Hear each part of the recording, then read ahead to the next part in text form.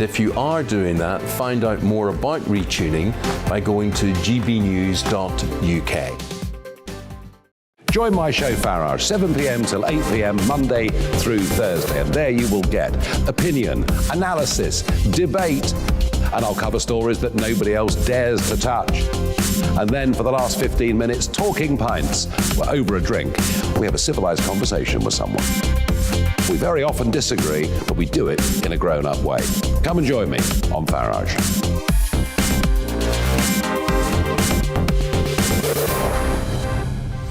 I'm Dan Wootton. Join me Monday to Thursday from 9 to 11 for the feistiest and most fun news debate on TV, where free speech reigns. I'll bring you a sharp take on the day's biggest stories, bombshell newsmaker interviews, and A-list guests.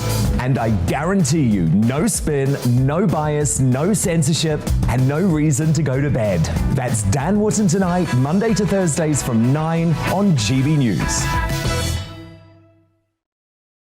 Hello there, I'm Eamon Holmes. And I'm Isabel Webster. And we hope you can join us for Breakfast with Eamon. And Isabel. You make me laugh out loud, belly laugh. Is that important first thing in the morning? Yeah, absolutely. And there's me trying to be deadly serious. News is a serious business. Yeah, I have to rein you in sometimes. Well, it doesn't stop us laughing at it. It doesn't stop us having an opinion on what's going on. Yeah. And it certainly will not stop us reflecting what you think. Weekdays from 6 to 9:30 on GB News.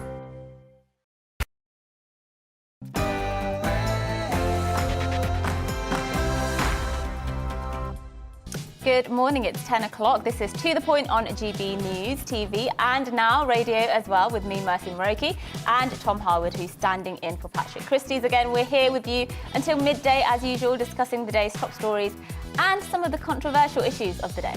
Make sure you email in with your views as usual on gbviews@gbnews.uk. We'll be reading those out throughout the show. But first, it's time for the latest news.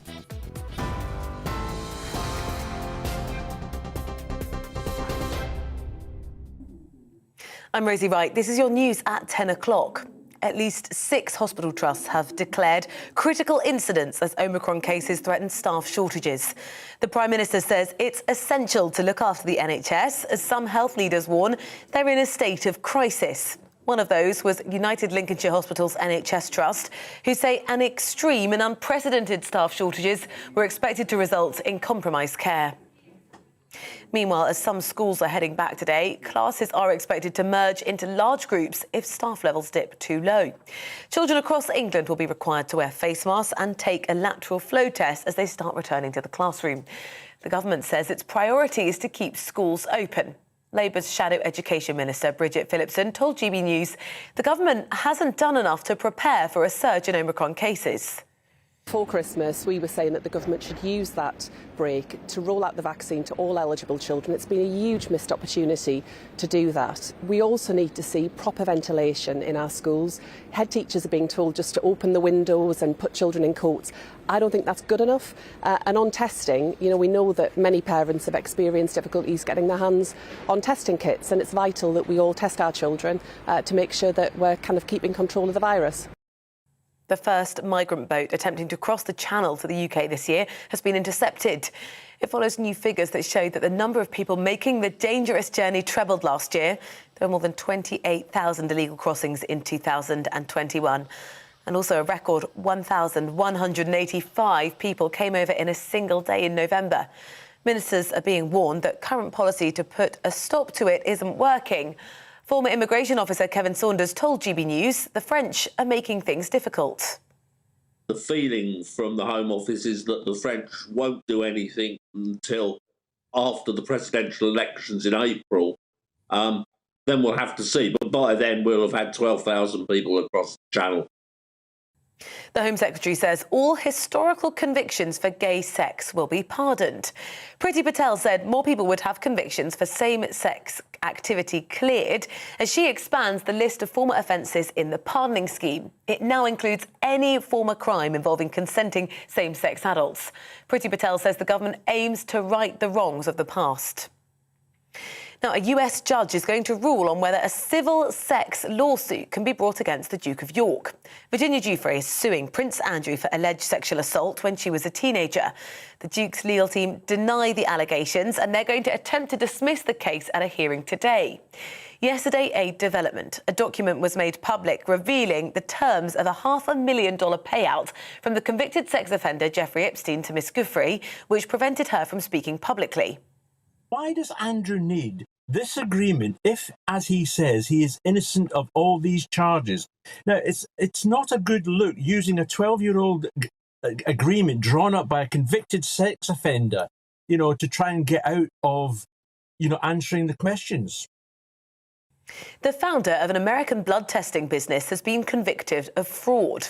The company, Theranos, had been valued at $9 billion after claiming it had a revolutionary finger prick blood testing technology that could identify disease, but it never actually worked. Billionaire Elizabeth Holmes was found guilty on 2 counts of wire fraud and 2 counts of conspiracy to commit fraud. She could face over 20 years in jail. Motorists in Britain are being hit with more than 22,000 parking tickets per day. According to new research, private firms handed out 4 million fines between April and September. That was despite car usage being down on pre-pandemic levels in the early part of the 6-month period. New rules have come into force which will make it harder for overseas investors to buy British businesses that are key to national security. The National Security and Investment Act is going to allow ministers closer scrutiny over approaches by foreign companies.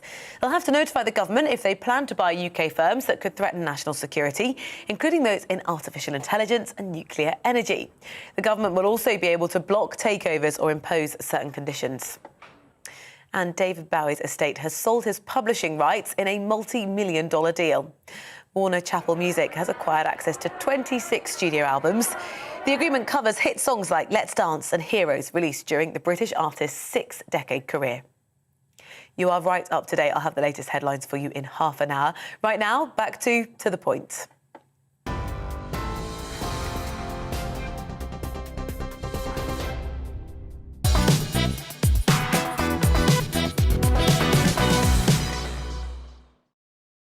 Good morning, this is To The Point on GB News with me, Mercy Moroki, and Tom Harwood as well, who's standing in again for Patrick Christie's. And we have another show for you, bringing you all of the day's top stories and giving you our views as well. And today as well, new development, you can watch us on the TV and listen to us on DAB+, as we're now on radio as well. So welcome to everybody listening in today as well. Here's what we've got coming up for you. Yes, the migrant crisis is back in the spotlight, with the number of channel crossings trebling last year.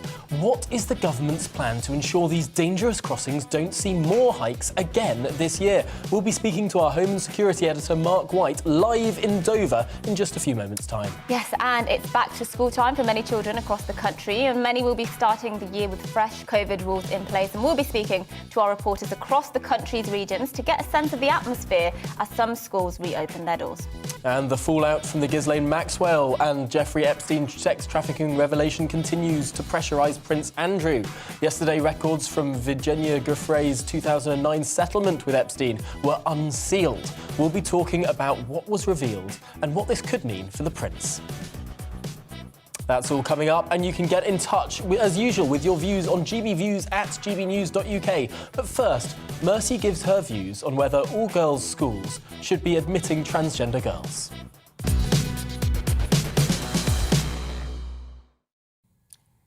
It's been reported in The Times this morning that a leading group of girls' schools will no longer open their doors to trans girls. Put simply, boys who identify as girls will not be allowed to apply to the school. Girls' Day Schools Trust, which represents 25 schools across England, has updated their admission policy and released this statement, which says, and I quote, "We are committed to single-sex education for girls. Admissions to our schools are based on students' legal sex as recorded on their birth certificate. In other words, not the gender they identify with." The first thing to say is that there is a problem with the fact that there's no formal guidance for single-sex schools on this issue. It's a free-for-all when it comes to setting rules on trans students. This is particularly a problem given the growing number of kids who want to change gender Between 2009 and 2015, the number of children referred to England's only gender clinic increased sevenfold, from 97 referrals to 697. And currently, there are around 5,000 children waiting for an appointment at the Tavistock Clinic, where demand is increasing 50% every year. There's also a lack of consensus among the general public about how to address issues around gender, around letting biological men who identify as women in women's spaces, and just where the red lines should generally be drawn when it comes to gender identity and women's rights in particular.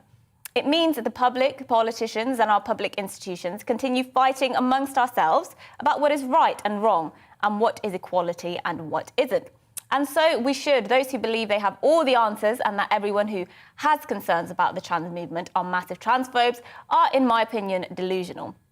But my view is this, and I say this as the parent of a young girl: I will always do everything in my power to ensure my daughter's rights as a female and her right to feel safe and comfortable in spaces that are dedicated for females are protected. And of course, that's not to say I think all individual men who identify as women pose a threat. Of course I don't. That would be ridiculous.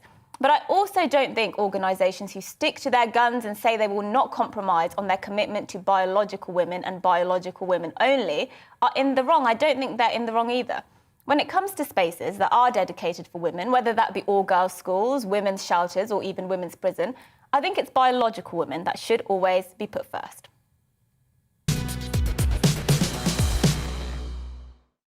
I'm sure we're going to have a lot of comments about this. And remember, GBViews at gbnews.uk if you have your own opinions. I happen to think it's a bit of a silly policy to have a blanket ban, no discretion at all, no particular cases where there may well be some cases where it's absolutely suitable. So when you say discretion, or there's certain cases where you think it would be appropriate to allow a biological male who identifies as a girl, so a trans girl. What do you mean when you say a biological male? Because of course, people. What do you mean? What do I mean? People, for example, who take testosterone blockers would look and sound like a girl in every way visible to you or I. Why would they be excluded from that space? But they're a biological male insofar as they were born biologically male. That's how I change their hormones. You can't. I don't think. Well, you actually cannot change your biological sex. That is biological fact. But biology does change, doesn't it? If you put estrogen into hormones, a system, you can change hormones. You can change hormones, but you can't change biological sex. Hormones are biological. No, I'm saying you can't change biological sex. That is a biological fact. You can change your gender because, yes, gender is to a large extent socially constructed, and I accept that. And I accept that there are people who, one, have disorders where they have female hormones, even though their body is, biologically male. And I accept the fact that you can take hormones that give you more female hormones or more male hormones. Develop female secondary sex characteristics. They're female biology. But that doesn't make you a woman.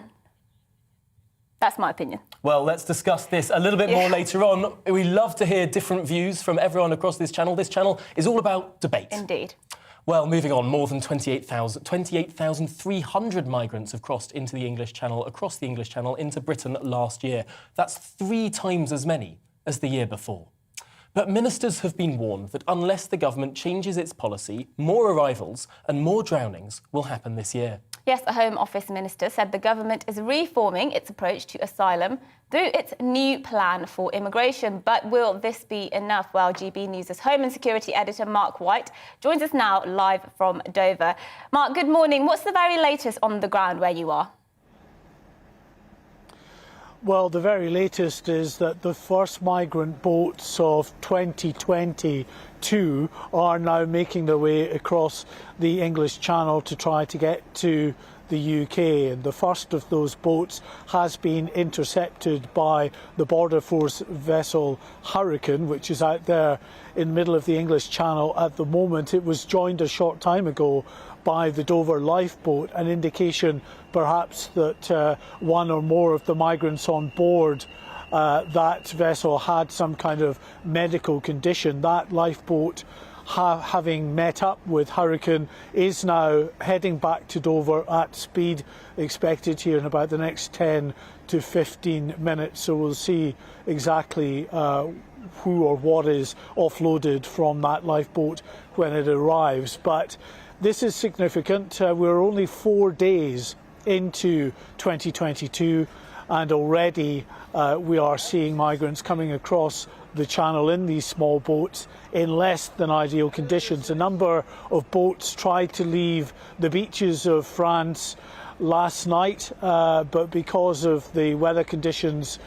just offshore with high waves, they were beaten back. But a number of vessels later on in the evening did make it, small boats that are now beginning to emerge and come across the channel into UK territorial waters. So the first boats arriving today. We're expecting, of course, in the year ahead that there will be no let-up really in the small boat activity because there are still the criminal gangs operating on the northwest beaches of France, involved in a very lucrative trade that is netting them millions of euros every week when the weather improves enough to get these boats off. Well, Mark, thank you for that. It's a very concerning situation and one that no doubt we'll be following throughout the day. We'll be catching up with you in an hour to see if there have been any more developments. Thanks, Mark, for that report. Yes, well, joining us now is Steve Alder-Simmons, who's the director of Amnesty UK's Refugee and Migrants Rights Programme. Thank you so much for joining us this morning. Firstly, I mean, it's been an unprecedented year, hasn't it, in many regards, but in particular for the number of crossings across the Channel. Now that we have those final figures for 2020, what do you think needs to be done? 2020, apologies. Well, there needs to be a change in policy, and sadly that's not what we're seeing. We do need to remember that we haven't seen a significant increase in the people crossing the Channel. We've seen an increase in people crossing the Channel by these particular and no doubt very dangerous means, which of course are much more visible, and so they get much more news and political attention. But the number of people seeking asylum in the UK over the last few years has largely remained stable. The problem is that as effort is made to stop journeys, whether by boat or other means, smugglers find other routes, often much more dangerous, to put people on. And while people who need to make this journey to make an asylum claim here, often where they have connections and family, have no alternatives available to them, smugglers will continue to thrive. Really interesting point there, that the same number has come across in total just by different means. Does that mean fewer people are clinging on underneath lorries, climbing into the back of lorries and that sort of transport? We have seen less of that. I mean, the Home Office has documented that repeatedly, particularly over the last year.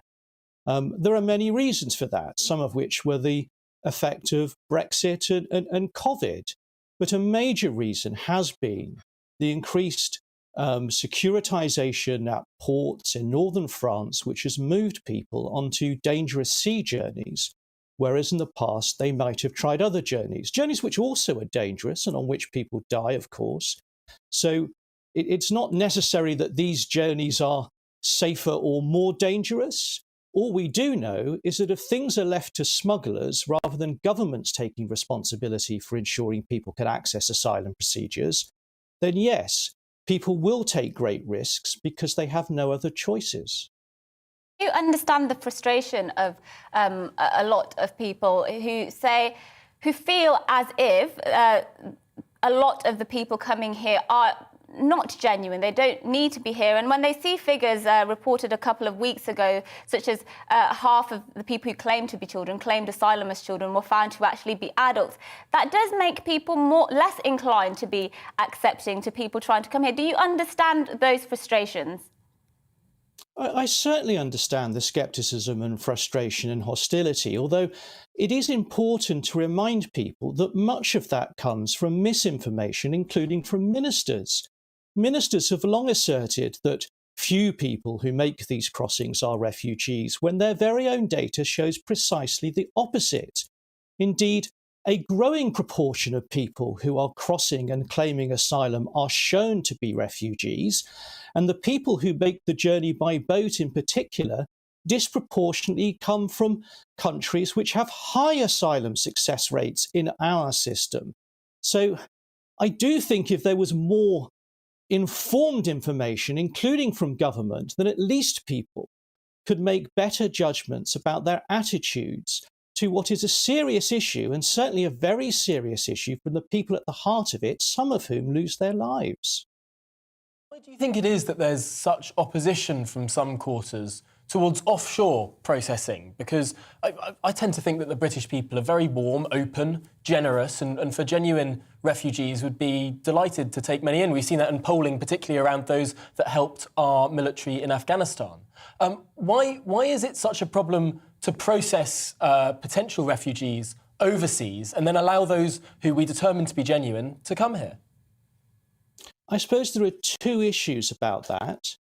One, of course, is that what's often meant in terms of offshore processing is a policy that Australia had pioneered over the last slightly more than a decade, which cost an enormous amount of money, did an enormous amount of harm to a relatively small number of people, and did not stop the number of people arriving in Australia seeking asylum, despite the claims that were made for it. And nobody in their right mind, understanding the facts of what happened in Australia, would want to go down that route here.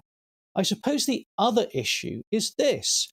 Every country has responsibilities, a shared responsibility for providing on the right to seek asylum.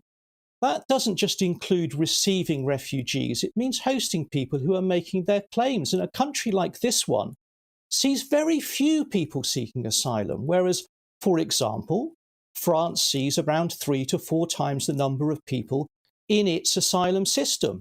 Why should France, for example, host people, even in the asylum system, if this country refuses to do at least a modicum of its fair share? Well, Steve Valdez-Simmons, we do have to leave it there. We always appreciate you coming on, of course, to give your views, Director of Amnesty UK's refugee and migrants' rights programmes there. It's a very complicated issue, of course, otherwise we would have found a solution to it by now. I mean, I do take issue with the fact that every time we're talking about the rates here, people automatically start saying, oh, well, what about France? They have to take X number, or what about this country? Well, we're not those countries. We're this country, and, you know, voters here and citizens here are primarily concerned about what's going on in this country, irrespective. I do wonder if there is a humane way to do offshore processing, because I think that, I mean, that seems to be a reasonable middle-of-the-road solution that allows the genuine people that I think everyone would accept to come here and keeps out those that may... Yeah, I mean, Australia did a similar thing, didn't they? They did, although there were certain problems with the way they implemented it. Yeah. They did get into a lot of controversies as a result of that. But we will be discussing a lot more after this short break, and we'll be asking, can students expect life to return to normal as they head back to school today after the Christmas holidays? We'll hear from voices across the UK, so tune in here or, of course, on GB News Radio. But first, let's give you the weather. It's time to remind ourselves there's always another winter. Canary Islands sponsors the weather. Now looking ahead to today's weather, and the UK is looking cold, with snow showers and gales in the north, with any early rain clearing in the south. Let's take a look at the details. The southwest of England will be windy and noticeably colder than of late. There will be blustery showers in the west, but in the east it will remain dry with sunny spells. A band of rain will continue across the southeast. A little hill snow possible. There will be slowly clearing southeastwards with northerly winds following. In Wales, it will be cold with blustery showers in the west. Everywhere it will be dry with sunny spells, but it will feel cold in the wind. Across to the Midlands, it will be noticeably a colder day than of late. It will be mostly dry with plenty of sunny spells. The odd shower is possible in the north later on. The strong northerly or northwesterly winds will add to the cold feel across the northeast of England. It will be mostly dry here with sunny spells. Some isolated showers will be possible in the west. In Scotland, it will be bitterly cold today across the whole of the country with gale-force northerly winds. There will also be some sunny spells and scattered wintry showers, bringing blizzard conditions at times. It's a mixed picture in Northern Ireland, where it could be cold and windy. However, there will be sunny spells and scattered wintry showers, with the snow mainly over the hills here. It will feel very cold in the wind. It will remain cold for all this afternoon, especially in the wind. Wintry showers extend into North Wales, and that is how the weather is shaping up for the rest of the day. Canary Islands sponsors the weather. Hello there, I'm Eamon. And I'm Isabel. And you're watching the GB News digital stream across the United Kingdom. And around the world. If you're here in the UK, you can also watch us on your TV screen. GB News is Freeview channel 236. On Sky, we're channel 515. 626 on Virgin Media. Just remember, you might need to retune your TV to watch the channel. Yeah, and if you are doing that, find out more about retuning by going to gbnews.uk. Join my show Farage, 7 p.m. till 8 p.m. Monday through Thursday. And there you will get opinion, analysis, debate, and I'll cover stories that nobody else dares to touch. And then for the last 15 minutes, talking pints. We're over a drink. We have a civilised conversation with someone. We very often disagree, but we do it in a grown-up way.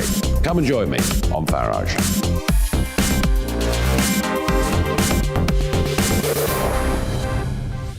I'm Dan Wootton. Join me Monday to Thursday from 9 to 11 for the feistiest and most fun news debate on TV, where free speech reigns. I'll bring you a sharp take on the day's biggest stories, bombshell newsmaker interviews, and A-list guests. And I guarantee you, no spin, no bias, no censorship, and no reason to go to bed. That's Dan Wootton tonight, Monday to Thursdays from 9 on GB News.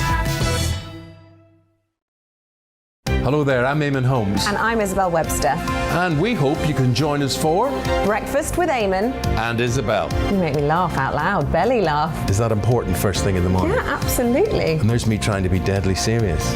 News is a serious business. Yeah, I have to rein you in sometimes. Well, it doesn't stop us laughing at it. It doesn't stop us having an opinion on what's going on. Yeah. And it certainly will not stop us reflecting what you think. Weekdays from 6 to 9:30 on GB News.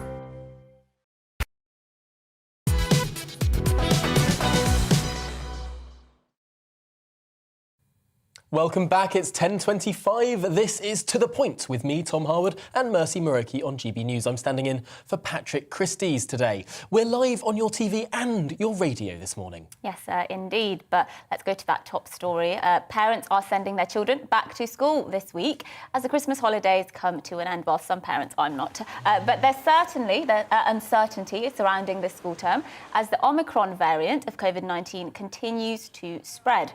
With some staff shortages, COVID testing and now masks in classrooms for students, what will schooling look like when the pupils return to class?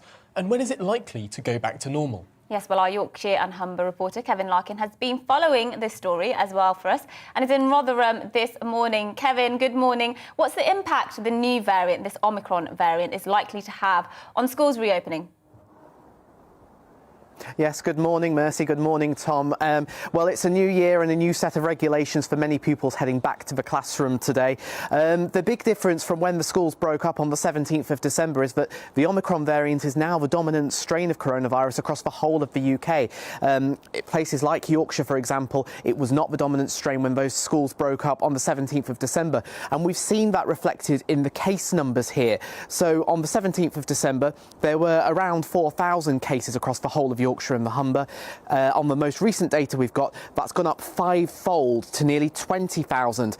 Now, of course, the general consensus seems to be the Omicron variant is milder. However, the concern is around the number of absences of both teachers and pupils. And I asked Ben Mellinson, who's the principal of the Ruth Gorse Academy in Leeds, how many people he's expecting not to make it into class today. Expecting anything between 10 and 20% in terms of our staff absence. But again, the testing has taken place yesterday. Some people are waiting for their PCR test results. We already have reported staff absences.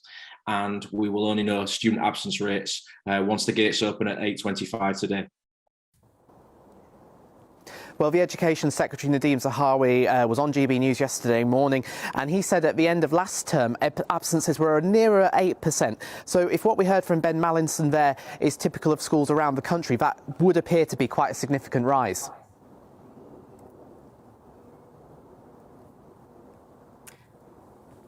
Hi, Kevin, can you hear me? I just wanted to ask, what new rules are the government bringing in across the country? We know there are some variations across the 4 nations, but to try and curb at least the spread of this Omicron variant, which we do know does spread more easily. Absolutely, Mercy. Yes. So the government sent out a letter a few days ago to all head teachers, urging them to do everything they can to keep schools open if at all possible. So we've seen the return of compulsory mask wearing in secondary schools, not just in communal areas like corridors or canteens, but also in the classroom itself. The government also says it's rolling out 7,000 air purifiers and CO2 monitors to schools. And schools are also going to be encouraged to merge classes. Now, this is an interesting change because for most of the pandemic, classes have been in these bubbles where they've been encouraged to be very, very separate. But now the government advice is to merge classes if you can't get people out there. They're also encouraging the use of non-teachers to look after classes if teachers have to go off sick. And of course, they've also been encouraging former teachers to return to the profession to help out in that sort of World War II spirit, I think we've heard from the government over the past few weeks. Well, Kevin, thank you very much for that report. It's going to be so difficult for so many people across the country to follow these constantly changing rules, but hopefully that's helped clear some things up. Yes, indeed. Well, the school bells aren't ringing for the start of the class in Wales just yet, and our Wales reporter Lily Hewitson has the latest for us. Lily, when will children in Wales be heading back to school, and what can they expect by way of some of the COVID regulations they'll have to follow? Yes, good morning, Tom and Mercy. It's a little bit different here. So I'm outside a secondary school here in Cardiff. Now, the school gates here are closed for pupils, as they are in schools throughout Wales, whilst teachers decide over the next 2 days how lessons will be going ahead in 2022. Now, the Education Minister here, Jeremy Miles, announced just last month that teachers would get these 2 extra days before children would potentially come back to school to plan their lessons for the new year. Now, they were asked to look at all possible circumstances, so whether that's entire classrooms perhaps having to learn online, entire years, or perhaps entire schools having to learn online once again through Zoom rather than going into the classroom. Now, schools and councils have been given a bit of a task over the next 2 days, so it's going to be up to them individually to decide what goes on in their schools and in their classrooms, whether children come back to school or not from Thursday. Now, essentially, it's going to be up to them to make those decisions based on the COVID situation in their local areas. So there isn't a blanket rule across Wales where schools are either open or closed. It's going to be up to the local authorities and the schools themselves to make that decision. Now, staff and pupils, when they do eventually come back to school, will need to wear masks in communal areas and in the classroom where social distancing isn't possible.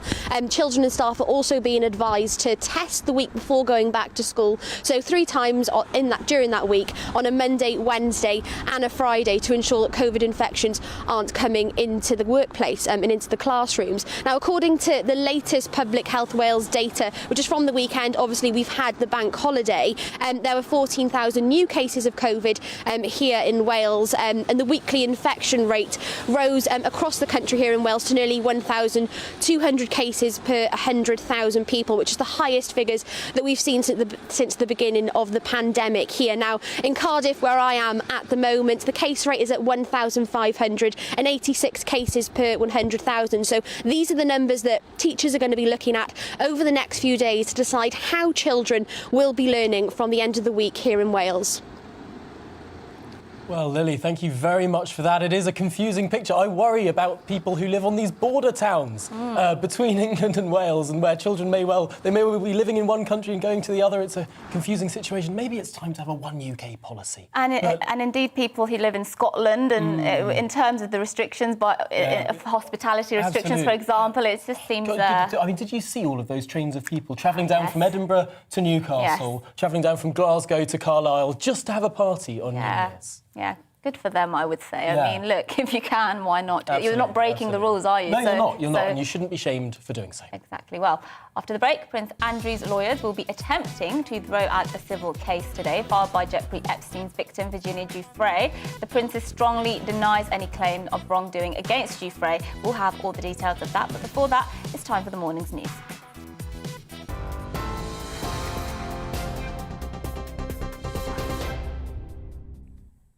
Good morning, I'm Rosie Wright. Here are the latest headlines. At least 6 hospital trusts have declared critical incidents as Omicron cases threaten staff shortages. The Prime Minister says it's essential to look after the NHS. Some health leaders warn they're in a state of crisis. The number of migrants attempting to cross the Channel to the UK trebled last year compared to the year before. More than 28,000 people tried to make the dangerous journey in small boats. Last year, there was also a record 1,185 illegal crossings in a single day. Ministers are being warned that the current policy to prevent crossings isn't working. A US judge is going to rule on whether a civil sex lawsuit can be brought against the Duke of York. Virginia Giuffre is suing Prince Andrew for alleged sexual assault when she was a teenager. But the Duke's legal team deny the allegations, and they'll attempt to dismiss the case at a hearing today. Yesterday, a development. A document was made public revealing the terms of a $500,000 payout from the convicted sex offender, Jeffrey Epstein, to Ms. Giuffre, which prevented her from speaking publicly. The founder of a blood testing business has been convicted of fraud. The company Theranos had been valued at $9 billion after claiming it had revolutionary finger prick blood testing technology that could identify disease, but it never actually worked.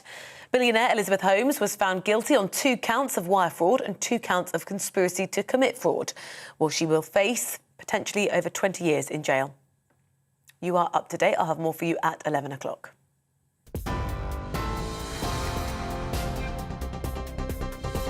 Hello there, I'm Eamon. And I'm Isabel. And you're watching the GB News digital stream across the United Kingdom. And around the world. If you're here in the UK, you can also watch us on your TV screen. GB News is Freeview Channel 236. On Sky, we're Channel 515. 626 on Virgin Media. Just remember, you might need to retune your TV to watch the channel. Yeah, and if you are doing that, find out more about retuning by going to gbnews.uk. Join my show Farage, 7 p.m. till 8 p.m. Monday through Thursday. And there you will get opinion, analysis, debate, and I'll cover stories that nobody else dares to touch.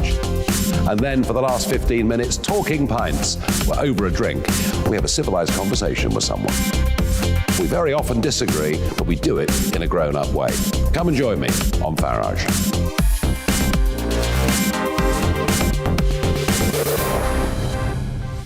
I'm Dan Wootton. Join me Monday to Thursday from 9 to 11 for the feistiest and most fun news debate on TV, where free speech reigns. I'll bring you a sharp take on the day's biggest stories, bombshell newsmaker interviews, and A-list guests. And I guarantee you, no spin, no bias, no censorship, and no reason to go to bed. That's Dan Wootton tonight, Monday to Thursdays from 9 on GB News. Hello there, I'm Eamon Holmes. And I'm Isabel Webster.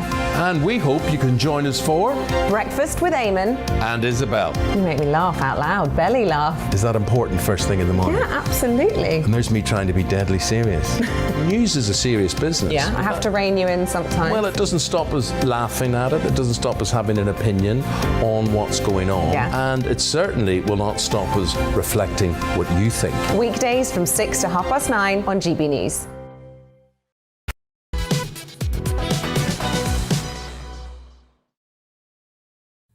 Good morning, it's 10:36 and this is To The Point with Tom Harwood and Mercy Muroki. I'm standing in for Patrick this morning. We're live on your TV and your radio. Yes, good morning to everybody listening to us on radio for the first day. That's great to have you on board. But let's take you to a big story that's been developing over the last couple of years, really. Prince Andrew's sexual assault accuser, Virginia Giuffre, did agree not to sue anyone connected to convicted sex offender and paedophile Jeffrey Epstein in a 2009 damages settlement that has just been made public by a US judge. The document also reveals the disgraced businessman paid her £371,000 to end her claim against him. Yes, Prince Andrew's lawyers hope that the document will end Virginia Giuffre's lawsuit against him for allegedly sexually assaulting her 20 years ago. Prince Andrew, of course, denies the claims. His lawyers will attempt to throw out the case in court today. Yes, well, let's talk to Ellie Costello, our South East of England reporter, who has more details on these latest developments. Ellie, what's happening today and what has this document that has now been made public revealed? Hi, Mercy and Tom. From a very wet and windy Windsor Castle, you can see behind me on what is a very big day for Prince Andrew. Tuesday, the 4th of January 2022 will be a big day for Prince Andrew and his legal team in New York, because at about 3 p.m. this afternoon UK time, his lawyers will meet virtually with Virginia Giuffre's legal team in a courthouse in New York, where they will ask the judge to throw out this civil case against Prince Andrew, which was brought by Virginia Giuffre. She is seeking damages for alleged sexual assault by Prince Andrew on 3 occasions in Manhattan, in London and in the US Virgin Islands when she was a teenager. And those claims are all strongly denied by Prince Andrew. He has consistently denied any wrongdoing, most famously in that 2019 BBC Newsnight interview where he actually couldn't recall ever even meeting Virginia Giuffre. So this particular action today, this is intending that the prince never actually has to step in court himself, that he never has to have that embarrassing situation of standing in front of a trial. Is that right? Exactly that, Tom. So yes, the lawyers are hoping that that settlement that was made public last night UK time between Jeffrey Epstein and Virginia Giuffre may help the prince, and that is because that 12-page deal that was reached in 2009, it was revealed last night that Virginia Giuffre settled for $500,000 to end any of those claims that she was a victim of sex trafficking by Jeffrey Epstein from the age of 16, which is under the age of consent in the state of Florida. So Prince Andrew's lawyers today are expected to say that because that 2009 deal was made, that not only released Jeffrey Epstein from those claims, but for anyone who could be described as a potential defendant. And that is the clause that they are going to go big on in the courtroom in New York this afternoon. The wording says that potential defendants could be released from any US legal action, including damages claims, and that is dating from the beginning of the world. So it does appear that that is the defence that Prince Andrew's lawyers are going to be using today to try and get this case thrown out, this civil case thrown out of the courtroom. Giuffre's legal team will probably argue that that is actually irrelevant because this was a settlement that was reached in Florida, and as I stated earlier, the events that Virginia Giuffre is alleging happened between her and Prince Andrew actually happened in New York, in London and in the US Virgin Islands. So it is clear that today the wording will be and the focus will be on the wording of that clause, and that is what is going to be the intense legal argument that will be held in New York today. And what are the ramifications of this more widely, especially for the royal family? We were speaking just yesterday on this show about how there's a prospect of Prince Andrew being stripped of his titles, really. I mean, what has the palace been saying about any of this, if anything at all? Well, Buckingham Palace has denied reports that Prince Andrew would stop using his royal title if he lost this lawsuit that was brought by Virginia Giuffre. It said it would not comment on any ongoing legal matters, and that is standard practice from Buckingham Palace. We very rarely receive a public statement from them. They also played down those reports in the Sunday papers at the weekend, saying that Andrew may be stripped of his military titles. There were parallels being drawn between Prince Harry when he stepped down as a senior royal, that he lost those military titles, and perhaps the same thing should happen here with Prince Andrew. Of course, his lawyers would argue that he has been found guilty of no crime, and so those titles should remain intact. But of course, thoughts too will be going to the Queen, Her Majesty, a 95-year-old woman, and this has tarnished the start of her Jubilee year and brought into question, really, the judgment of who many call her favourite son. It is a very tricky situation. We'll be following this with great interest. Ellie, thank you so much for bringing us that report from the very rainy Windsor Castle this morning. So her umbrella survived. I was worried it wouldn't survive that interview there. Yeah. But let's talk about this further with the political commentator, journalist and columnist Andre Walker. Thank you for joining us this morning. What do you make of all of this? Because it is embarrassing, at the very least, isn't it, for the royal family? Look, I'm going to buy Ellie a cup of tea. She's been a trooper for being outside on a day like this. Look, it's incredibly embarrassing for the royal family. Prince Andrew is a significant part of the royal family, served in the Falklands and, of course, is a royal duke. But, of course, it's going to be very difficult when this case comes forward at 3 o'clock to get into the granular detail, simply because one would assume that Prince Andrew's lawyers will say that this is the same group of people. It's Jeffrey Epstein, Ghislaine Maxwell and Prince Andrew. Therefore, the potential defendant element should stand of this settlement. But at the same time, I would imagine that Virginia Roberts or Virginia Guthrie's lawyers are going to say, well, hang on a second, just because she's settled in the case against Epstein doesn't mean that anybody who has ever committed a criminal act or alleged criminal act against her should be let off the hook. That would be silly. But, I just personally think that when you talk about the politics of all this, the more that Prince Andrew has to get into it, the more damaging it becomes. I mean, for most of us, the Newsnight interview was when this came onto our radar. But now, of course, this battle goes on in court. It's important to understand, by the way, that even though this is going to be in front of a jury, it is a civil case. So this is about money rather than about a criminal conviction. So whatever happens, Prince Andrew isn't going to jail in the United States of America anytime soon. But to lose the case, I really think would be catastrophic for a man who the newspapers are saying has already destroyed the British royal family's reputation. It's a very serious situation. I wonder to what extent, whatever the result in court is, it's actually the court of public opinion that will matter more. As you rightly say, a civil case, it's about money. We know he has heaps of money. Potentially, that doesn't matter so much. What might matter more is the perception of all of this. Does that have any chance of being turned around, no matter what the result is?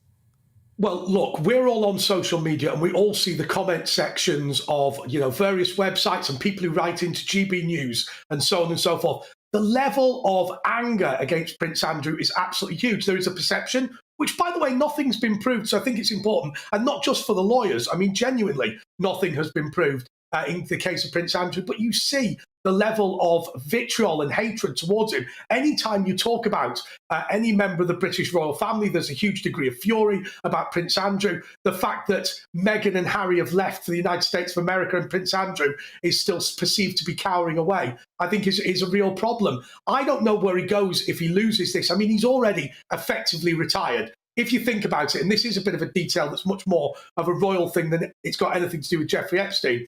When Prince William and Prince Harry really got to maturity, Prince Andrew and Prince Edward were effectively retired, moved on to the Windsor estate and sort of put out to grass. Well, obviously, that has continued for Andrew. It's not so much continued for Edward because of Prince Harry's departure. But even in his retirement, even locked away in Royal Lodge, even a man in Prince Andrew whose job it is now just to play golf on the royal estate, he is still absolutely radioactive. And I just think, frankly, even if he's exonerated by this court case, I think that there's no smoke without fire will be the view of many people. Whether that's fair or unfair, I think it's hugely damaging. Well, Andre, thank you for joining us this morning. I think you're absolutely right. Regardless of what happens, I think it's hugely damaging for, obviously, the Prince and the royal family. And more broadly, thank you for joining us. next story, something that I saw a lot of chat about yesterday on Twitter, I have to say. Official data has shown that more than half of all black children in the UK are growing up in poverty. The number has more than doubled since the Conservatives took to power in 2010. And Labour Party officials have wasted no time in attacking the party. Annalise Dodds, the MP, the Shadow Secretary of State as well for Women and Equalities, accused Tory ministers of failing to tackle what she describes as structural inequality. Well, Rakib Ehsan is Research Fellow at the Henry Jackson Society, a prominent writer on race, culture and identity, and author of the upcoming book, Manufactured Grievance. Welcome to the programme. I suppose when we kick off talking about this topic, it's really important to nail down what these definitions are. And of course, we're talking about relative poverty here rather than absolute poverty. What do these numbers mean? Well, I think that firstly, some of the commentary surrounding these figures have been overly simplistic, Tom. There's a myriad of social and cultural factors which feed into child poverty rates within particular ethnic groups. And I think to simplistically racialize these child poverty rates is something that fundamentally undermines important social policy debates. For example, the rate of child poverty in the broader Black British population now stands at 53%, according to this analysis. But when it comes to British Chinese people, it's at 12%. So that really shows that the BAME acronym, for example, is utterly useless when it comes to its value in the social policy space. But I think even white privilege theories, the analysis showed that nearly 7 in 10 children who are living in poverty in modern day Britain are white. So it's really important to get down to what are the social and cultural factors which are feeding into these rates, as opposed to simplistically framing them as direct consequences of structural racism.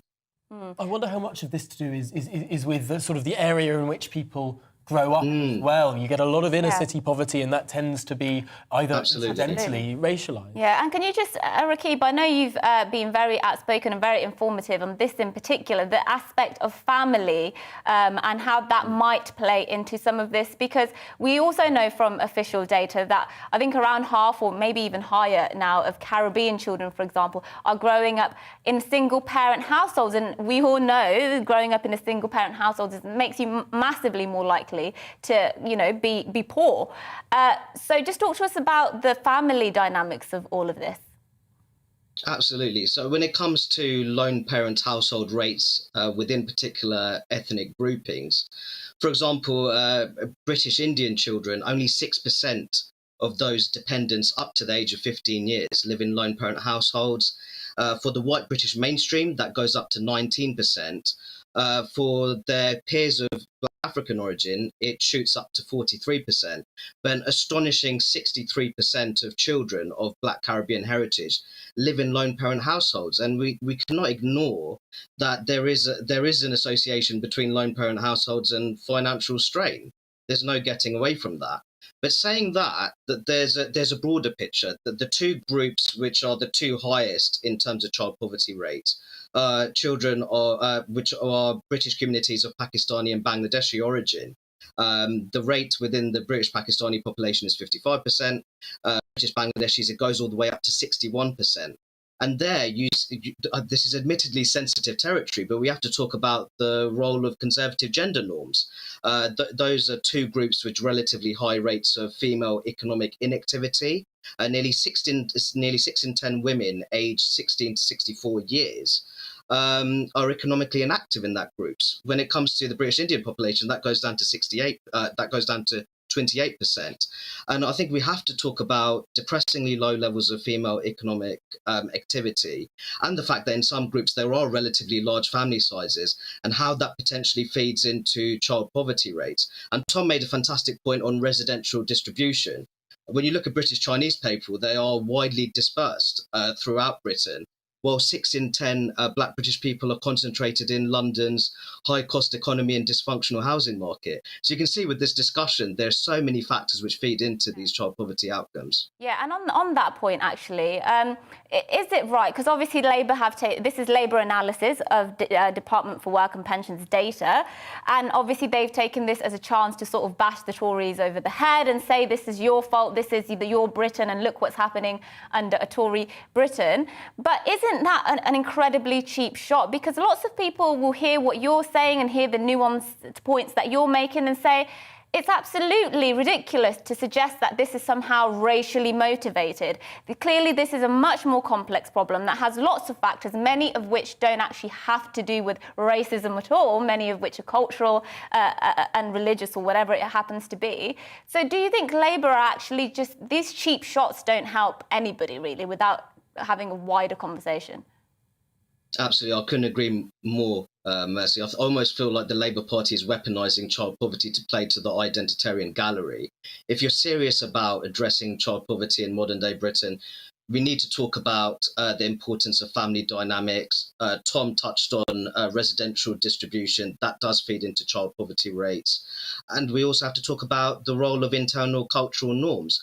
So to simplistically frame complex forms of socioeconomic disadvantage as direct byproducts of structural racism, it really undermines the quality of social policy debates. And if we really want to make progress, we have to do away with tribal identity politics and attitudes of political correctness if we really want to make headway when it comes to these kind of problems in modern day Britain. And what would you say should be done? Because obviously we are talking about this. It's not untrue to say there are lots of people living in child poverty. We may disagree with the way it's been framed, but it's, I think, reasonable to bring it up. What can we do to try and alleviate that poverty? I think that firstly, in the social policy space, which Mercy is obviously very familiar with, there tends to be an obsession with protected characteristics. But I'd make the point that whether or not you raised in a loving and stable family unit, that remains one of the most influential determinants when it comes to shaping one's life chances and personal development, irrespective of their racial background, ethnic heritage, and religious affiliation. So that's one thing that I'd really like to see in this social policy arena, really moving away from that obsession with protected characteristics. And I do feel that the government, they should explore ways to provide greater support for local communities most at risk of family breakdown. And I think that if we were to restore the family unit at the heart of social policy, I think that then we could really make some headway in terms of reducing child poverty in our country. Well, Dr. Rakib, thank you for joining us this morning. Always really insightful to talk to you. That was Dr. Rakib Ehsan there, Research Fellow at the Henry Jackson Society and a writer on race and culture. And what does frustrate me to some extent is Annalise Dodds is, by all accounts, or if you look at her educational background, a very impressive, very intelligent woman. She has she's read at Oxford, she's read at... she was president of the Oxford University Students' Yes, absolutely. Union. She has a PhD from the London School of Economics. And I know for a fact that she knows deep down it's much more this idea that blame the Tories, it's race, it's just politicking, when you know actually at the heart of this problem is a much more a complicated issue. And so, it's one thing people who haven't gone to Oxford and don't have, can't look at data and analyse it to a very sort of complicated extent. It's one thing those people making simplistic statements about racism, but it's another thing somebody of her calibre trying to dupe everybody else. But also it's not that hard to understand that if you have, say, 2 children, you're going to be more able to give them more money than if you have the same amount of money and 6 children. Yeah, absolutely. Or equally, if you have one parent earning, you're going to have less money to give your children than if you have 2 parents earning. And I feel that Labour do very much. Labour do very much try and avoid at all costs this when it comes to race and racism. This issue of family and the issues that you mentioned, for example, of geography and distribution and all that kind of thing. They'd rather sort of stick on the racism and structural racism but point. Let's get to what you've been talking about, all of these issues that we've been... And we have covered quite a few issues over the course of this morning. My gosh, and we love your comments coming in, so do keep them coming in, gbviews@gbnews.uk. Yes. There's been a lot of response to the monologue I did at the top of the hour, which we'll be returning to, actually. We'll be speaking with our guest shortly, about this girls' schools, which have said, this group of girls' schools have said they won't be admitting any students who are biologically male but identify as female, so trans girls, trans girls, trans women. There are a lot of people agreeing with what I said, but there are people agreeing with what you said as well. So Clive said, shockingly, I find myself totally agreeing with Tom this morning. It's a crazy decision. A young boy transition into female should be classed as female. Also, wow. Tom's looking smart with a tie. Other people are just saying, look, biological sex is biological sex. You can't change it. Why should a girl sort of bear the brunt of that just because somebody wants to identify? So a range of views this morning. But as I say, we will be discussing that very shortly. But keep all your thoughts coming into us at GBNews, at gbnews.uk, and we'll be back very shortly. Keep writing into us, but first, let's give you the weather. It's time to remind ourselves there's always another winter. Canary Islands sponsors the weather. Now looking ahead to today's weather, and the UK is looking cold, with snow and showers and gales in the north, with any early rain clearing in the south. Let's look at the details. The southwest of England will be windy and noticeably colder than it has been for the last few days. There'll be blustery showers in the west, but it will in the east remain dry with sunny spells. A band of rain will cross the southeast with a little bit of hill snow possible. This will slowly clear southeastwards with brisk northerly winds following. In Wales, it will be cold with blustery showers in the west, and elsewhere it will be dry with sunny spells, but it will be cold, so don't forget your hats and gloves. Across to the Midlands, it will also be a noticeably colder day, and the country will get cooler than the mild weather we've been enjoying. It will be mostly dry with plenty of sunny spells. The odd shower is possible in the north later on today. The strong northerly and northwesterly winds will add to the cold feel across the northeast of England. It will be mostly dry here with some sunny spells, but some isolated showers are possible in the west. In Scotland, however, it will be bitterly cold today across the entire country with gale-force northerly winds. There will be some sunny spells, but scattered wintry showers could bring blizzard conditions at times. And in Northern Ireland, it's a mixed picture where, like most of the country, it will be cold and windy. However, there will also be sunny spells and scattered wintry showers with snow mainly resting over the hills. It will feel very cold in the wind, so wrap up if you're heading out. So a cold afternoon for all across the UK, especially in some of those chillier winds. Winter coats and umbrellas will be needed, but be careful in the wind with those brollies. And that is how the weather is shaping up for the rest of the day. Canary Islands sponsors the weather. Hello there, I'm Eamon. And I'm Isabel. And you're watching the GB News digital stream across the United Kingdom. And around the world.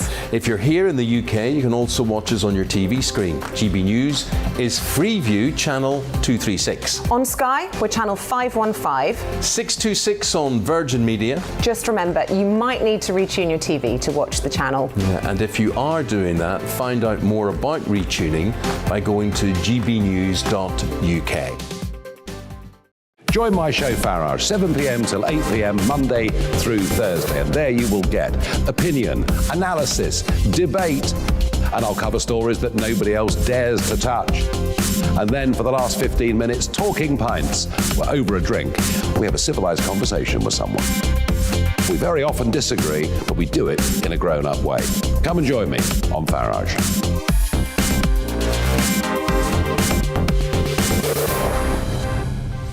I'm Dan Wootton. Join me Monday to Thursday from 9 to 11 for the feistiest and most fun news debate on TV, where free speech reigns. I'll bring you a sharp take on the day's biggest stories, bombshell newsmaker interviews, and A-list guests.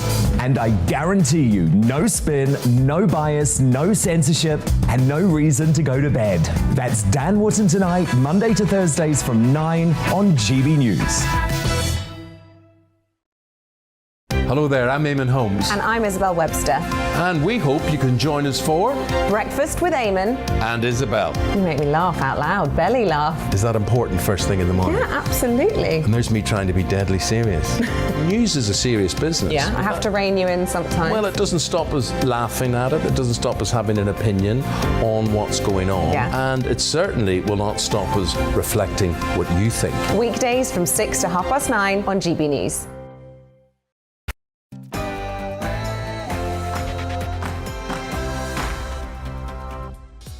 Good morning. It's just gone 11 o'clock and this is To The Point on GB News, on TV and radio as well, with me, Mercy Moroki, and Tom Harwood. We've got another hour of top stories for you, as well as discussions with our guests on the big issues of the day. So here's what's coming up. Yes, and before we get to that menu, make sure you get in touch. gbviews@gbnews.uk. We'll be reading out your thoughts throughout the show.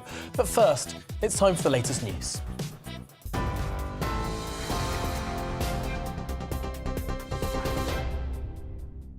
Good morning. It's just gone 11 o'clock. I'm Rosie Wright, and here are your latest headlines. At least 6 hospital trusts have declared critical incidents as Omicron cases threaten staff shortages. The Prime Minister says it's essential to look after the NHS, as some health leaders warn they're in a state of crisis. One of those was United Lincolnshire Hospitals NHS Trust, who say extreme and unprecedented staff shortages were expected to result in compromised care. Meanwhile, as some schools are heading back today, classes are expected to merge into large groups if staff levels dip too low. Children across England will be required to wear face masks and take a lateral flow test as they start returning to the classroom. The government says its priority is to keep schools open, but Labour's Shadow Education Minister, Bridget Phillipson, told GB News the government hasn't done enough to prepare for a surge in Omicron cases. Before Christmas, we were saying that the government should use that break to roll out the vaccine to all eligible children. It's been a huge missed opportunity to do that. We also need to see proper ventilation in our schools. Head teachers are being told just to open the windows and put children in coats. I don't think that's good enough. And on testing, we know that many parents have experienced difficulties getting their hands on testing kits, and it's vital that we all test our children to make sure that we're kind of keeping control of the virus. We're going to hear more from the Labour Party shortly as Keir Starmer lays out his vision for the next year. When that happens, we'll bring it to you live. Now, also, 35 migrants attempting to cross the Channel to the UK have been taken to Dover by the local lifeboat. More illegal vessels are also being intercepted by UK Border Force. It follows new figures that show the number of people making the dangerous journey trebled last year. There were more than 28,000 illegal crossings in 2021. Ministers are being warned that the current policy to stop the crossings isn't working. Former Immigration Officer Kevin Saunders told GB News the French are making things more difficult. The feeling from the Home Office is that the French won't do anything until after the presidential elections in April. Then we'll have to see. But by then, we'll have had 12,000 people across the Channel. The Home Secretary says all historical convictions for gay sex will be pardoned. Priti Patel said more people have had convictions for same-sex sexual activity cleared as she expands the list of former offences in the pardoning scheme. It now includes any former crime involving consenting same-sex adults. Priti Patel says the government aims to right the wrongs of the past. A US judge is going to rule on whether a civil sex lawsuit can be brought against the Duke of York. Virginia Giuffre is suing Prince Andrew for alleged sexual assault when she was a teenager. But the Duke's legal team deny the allegations, and they will attempt to dismiss the case at a hearing today. Yesterday, a development. A document was made public revealing the terms of a $500,000 payout from the convicted sex offender Jeffrey Epstein to Miss Giuffre, which prevented her from speaking publicly. Why does Andrew need this agreement if, as he says, he is innocent of all these charges? Now, it's not a good look using a 12-year-old agreement drawn up by a convicted sex offender, to try and get out of, answering the questions.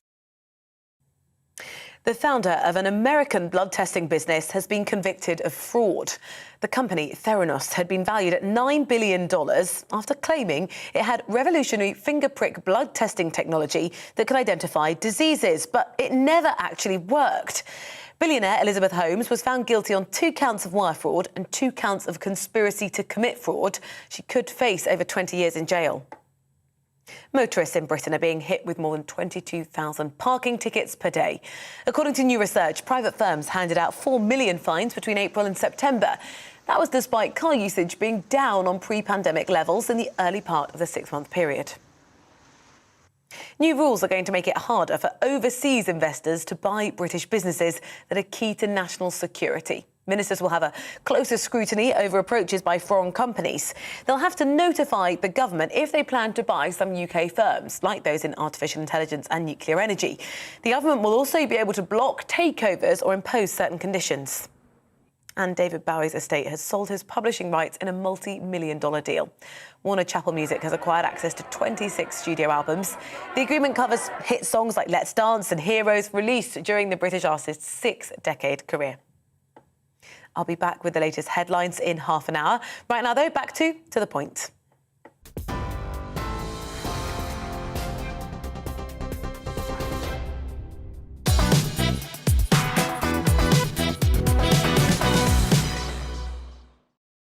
Good morning. This is To The Point on GB News with me, Mercy Moroki, and Tom Harwood as well, standing in for Patrick this morning. And today you can watch us on the TV as well as listen to us on DAB+. And we've got a show full of today's big stories and, as always, lots of discussion on the issues you care about. So here's what's on the menu. Yes, the migrant crisis is back in the spotlight as the number of channel crossings trebled last year. What more can the government do? Well, we'll be speaking to our Home and Security editor Mark White in Dover in a few moments' time. Yes, and a leading group of girls is set to close its doors to trans girls, which are males who identify as girls, which they say is to protect their status as a single-sex institution. We were talking about this not long ago, and we'll be diving into that again later on. You won't want to miss that. Me and Tom have been having a fiery debate about it this morning. Now, today is D-Day, otherwise known as Divorce Day. The first working day after the Christmas break, where lawyers see a spike in inquiries for divorce. We'll be talking to the head of family and partner at Foster's Law, a firm a little later on in the programme, to find out about why people are so keen to call it a day on their marriages at this time of year. Yes, that's all coming up and much more as well across the next hour. And you can get in touch as usual on our email gbviews@gbnews.uk.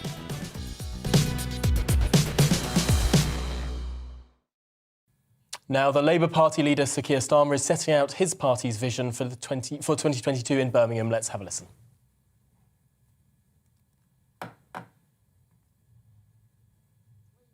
To sign up to this new Britain that we can create together. The first term in the contract is security. Everyone has the basic right to feel safe in their own country. We all need to know that the NHS is there for us when we need it. And that if we work hard, we should also have a right to job security. The second term in the contract is prosperity. Everyone should have the opportunity to thrive, to realise our ambitions and make a good life for ourselves, to have the skills we need to prosper. And then there is a third term in my contract. Respect is a less obvious political virtue than security on prosperity, but it's every bit as important. Everyone has the right to live in places we care for, to have our lives and ambitions taken seriously, to be valued for who we are and what we do. I want to create a contract defined by security, prosperity and respect.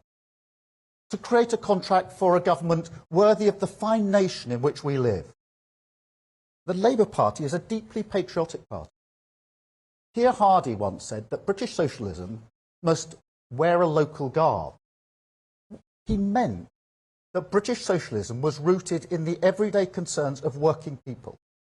The titans of 1945 were elected to power on the votes of the demobbed servicemen and women. That government took the spirit of collective sacrifice generated by the war and turned it into the National Health Service, for which we are so thankful today.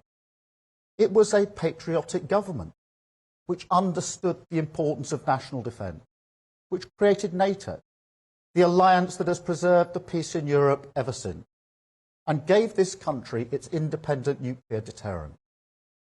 The 1945 Labour government laid the foundations for the end of empire and the beginning of the modern Commonwealth. Under Wilson, the Open University extended higher education. The Race Relations Act of 1965 prohibited racial discrimination.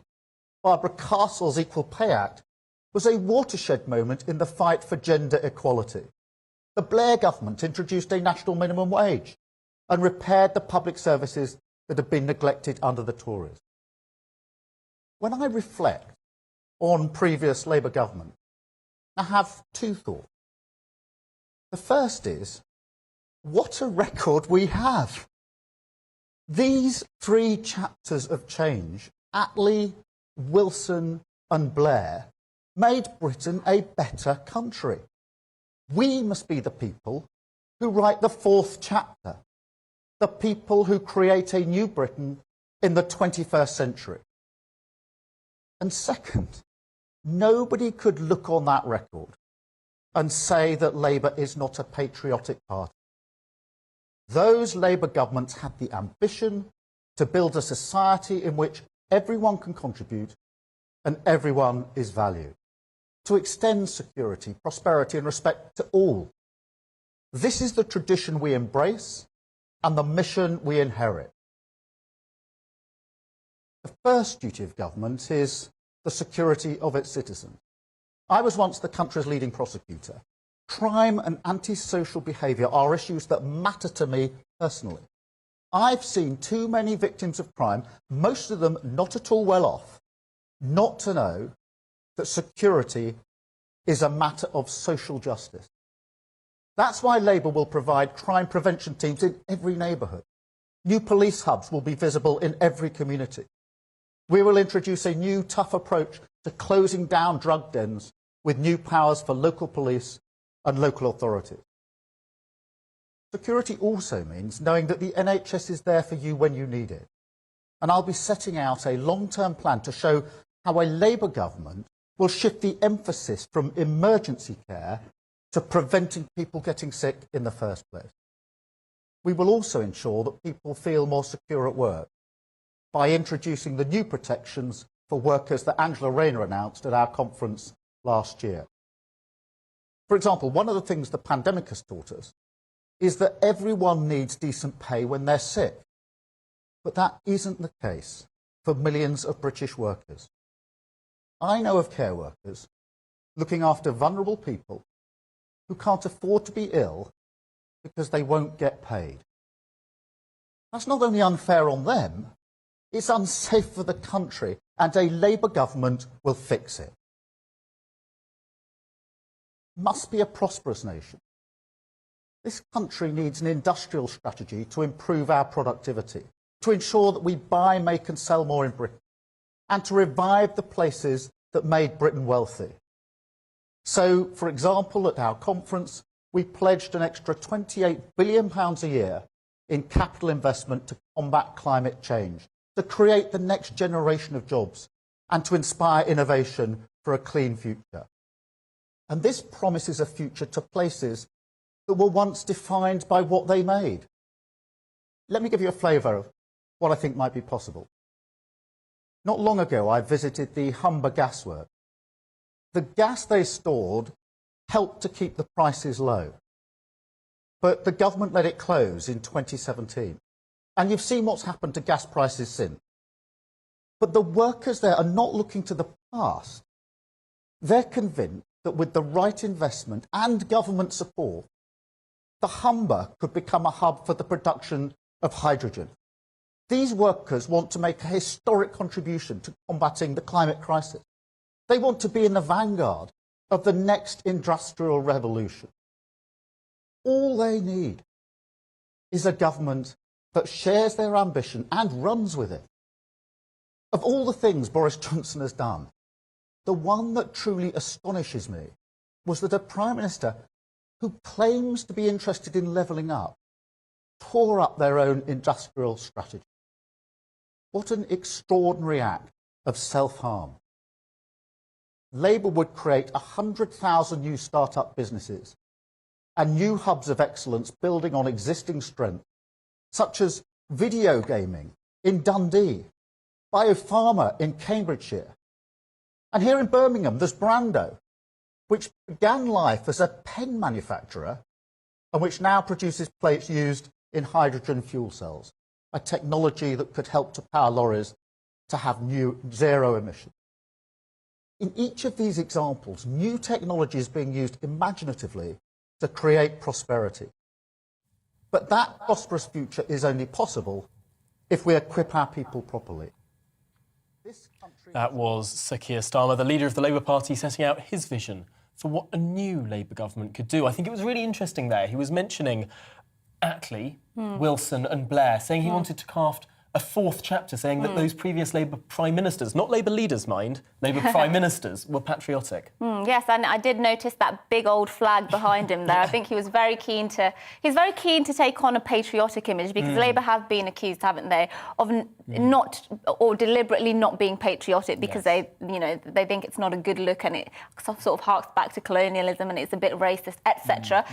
So it is good to see him actually Although I suppose, trying to sound patriotic. I suppose the worry there is he sounds so different now from how he sounded 2 years ago. Yeah. When he was running his leadership campaign, trying to win over Labour members, he sounded like a completely different person. Which one's the real Keir Starmer? Yes, indeed. Well, let us know what you think.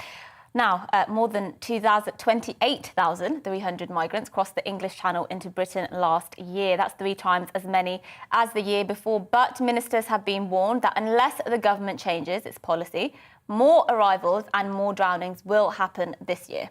Yes, a Home Office minister said that the government is reforming its approach to asylum through its new plan for immigration. But will this be enough?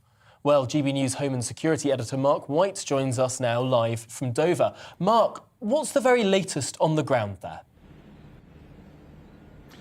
Well, the breaking news as you join us is that the first of those people taken off small boats in the English Channel, the first of 2022, have now arrived here at Dover Harbour. Just about 20 minutes or so ago, the Dover lifeboats arrived here at Dover Harbour and offloaded 35 mainly men, but a couple of women and 2 young children as well, taken up the gangway and into the makeshift processing centre, which is just at the top of the gangway here at Dover Harbour.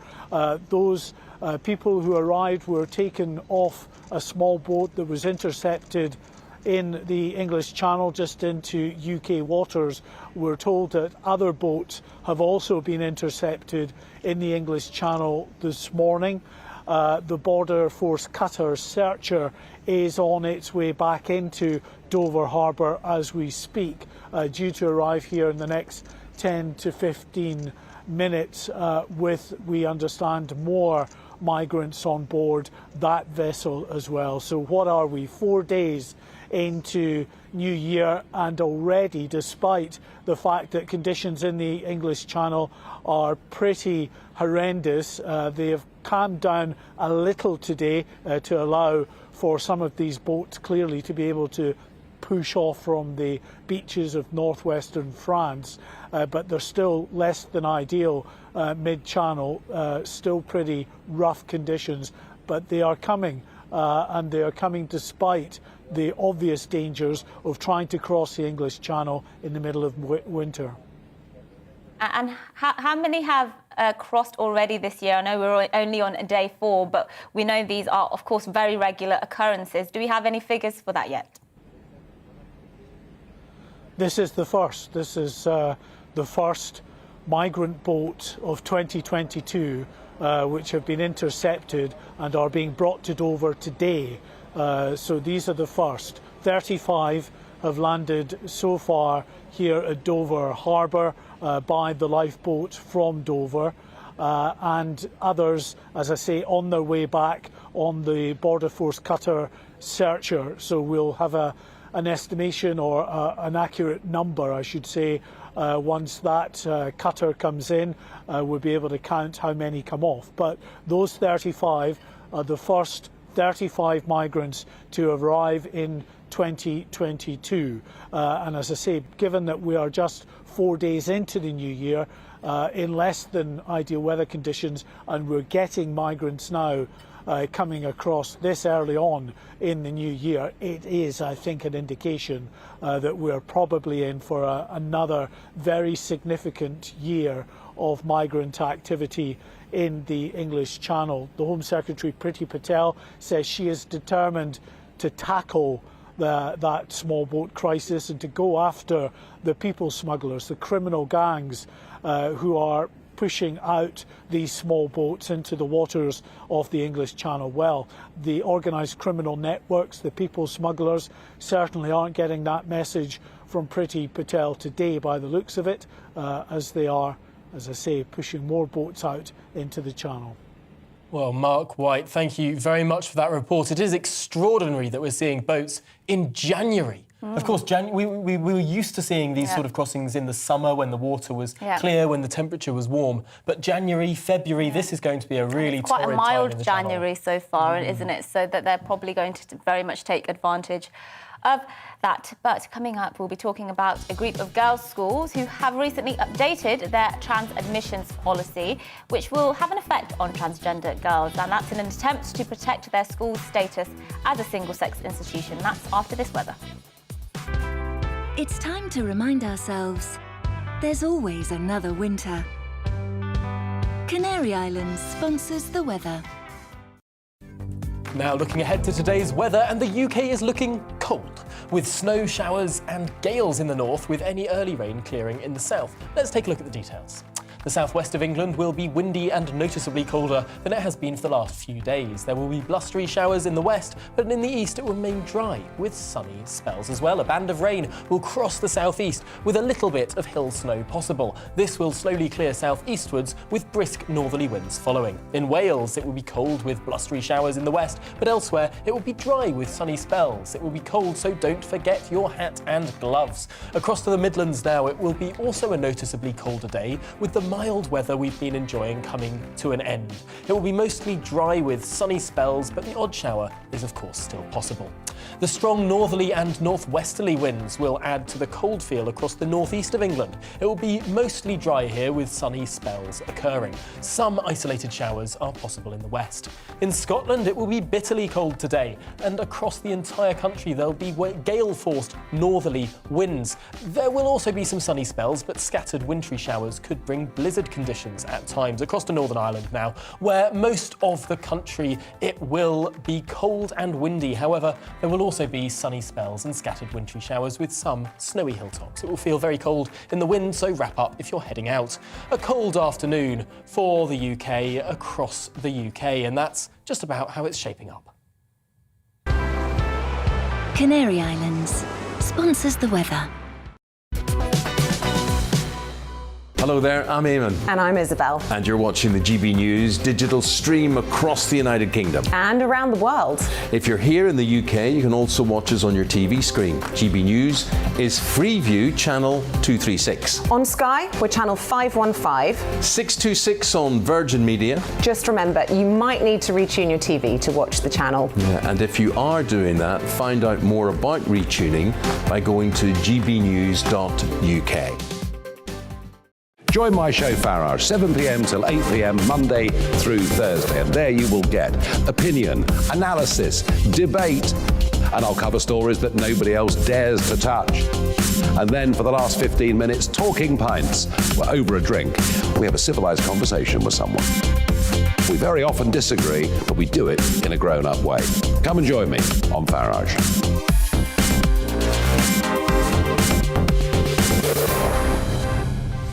I'm Dan Wootton. Join me Monday to Thursday from 9 to 11 for the feistiest and most fun news debate on TV, where free speech reigns. I'll bring you a sharp take on the day's biggest stories, bombshell newsmaker interviews, and A-list guests. And I guarantee you, no spin, no bias, no censorship, and no reason to go to bed. That's Dan Wootton tonight, Monday to Thursdays from 9 on GB News. Hello there, I'm Eamon Holmes. And I'm Isabel Webster. And we hope you can join us for Breakfast with Eamon and Isabel. You make me laugh out loud, belly laugh. Is that important first thing in the morning? Yeah, absolutely. And there's me trying to be deadly serious. News is a serious business. Yeah, I have to rein you in sometimes. Well, it doesn't stop us laughing at it. It doesn't stop us having an opinion on what's going on. Yeah. And it certainly will not stop us reflecting what you think. Weekdays from 6 to 9:30 on GB News. My name is Andrew Doyle. Join me every Sunday evening at 7 p.m. for Free Speech Nation. This is a show where we address current affairs and news stories of the week with the help of two wonderful comedian panellists. I brought in comics because I want to give it a lighter edge, and also they work for less. See you there.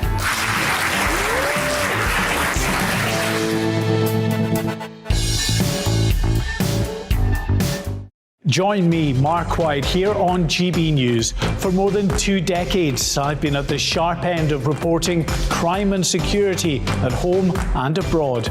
From the scourge of terrorism to the fight against violent crime and the deepening small boats crisis in the Channel, they're issues you rightly care about, and so do I. As GB News Home and Security Editor, my focus will be on the stories that matter to you.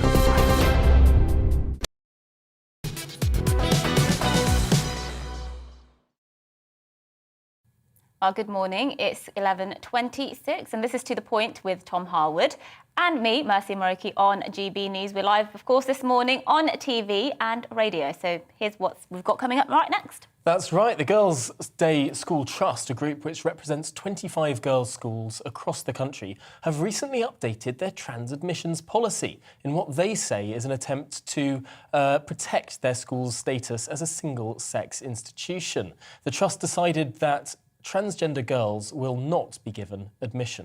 Well, the move follows a broader debate about the inclusion of transgender people in women's spaces and whether the inclusion of trans-identified women infringes on the right to biological women and their right to single-sex spaces, as set out in the 2010 Equality Act. Well, Kelly J. Keane is a women's rights activist and founder of Standing for Women, a campaign in favour, or rather, what they describe as to protect biological women and single-sex spaces. Welcome to the programme. First of all, do you see how some people could see a blanket policy with no exceptions for particular individuals seems to be a bit hasty here? There's no point having a single-sex school if you include both sexes. So blanket, I don't really see how else it could operate. You just, no boys in girls' schools, full stop.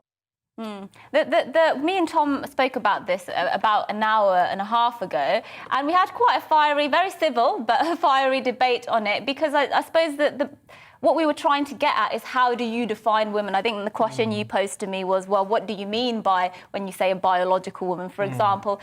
And it's those fundamental questions, I feel, that people sort of have arguments about all of the time. Do you understand why, you know, somebody like who might share Tom's views has an issue with saying things like biological man who identifies as a woman and thinks we should just say trans woman? I think we should just say man. I think that's a perfect descriptor for people in this country who are, or all over the world, who are adult human males. They are men. I think the difficulty, especially for someone like Tom, is he seems to think that women are just men without penises, and we're not. We're actually a complete sex class and biological thing, all of our own. We are not defined against what a man is. We are women. And if we stopped using silly language like trans women, trans-identified males, male-bodied, all these euphemistic terms for men and women, we'd have a much more straightforward conversation. Are boys allowed in girls' schools? No. When you start saying things like trans girls, which frankly I think transitioning of children is a profound child abuse, to lie to little boys and little girls and tell them that they'll grow up to be the opposite sex is frankly preposterous and abusive in the most profound manner.